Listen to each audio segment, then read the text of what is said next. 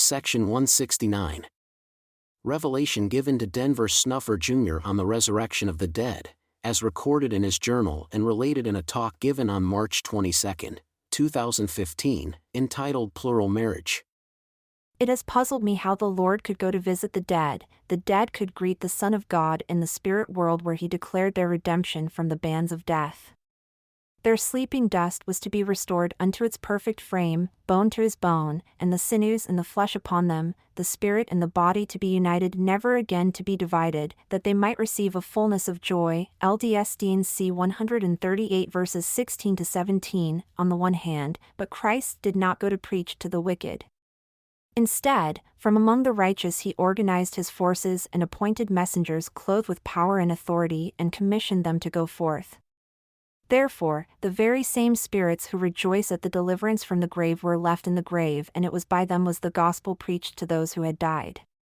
LDS D&C 138 verses 30 to 32.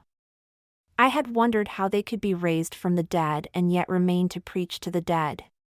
After inquiring about this matter diligently, I have learned that when the Lord declared the resurrection, he did not resurrect them.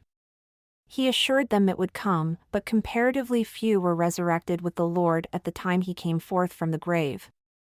This then puzzled me to know who then was taken from the grave, as recorded in Matthew 12 paragraph 30.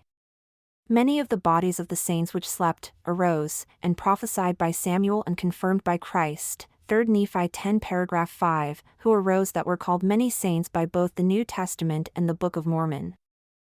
I was shown that the spirits that rose were limited to a direct line back to Adam, requiring the hearts of the fathers and the hearts of the children to be bound together by sealing, confirmed by covenant and the Holy Spirit of promise.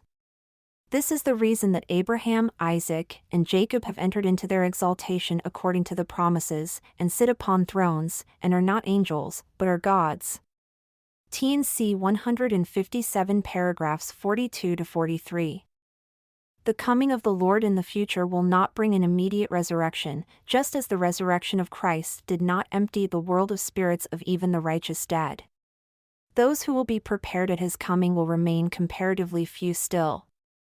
Hence, the great need to turn the hearts of the children to the fathers, and the fathers to the children, and this too by covenant and sealing through the Holy Spirit of promise.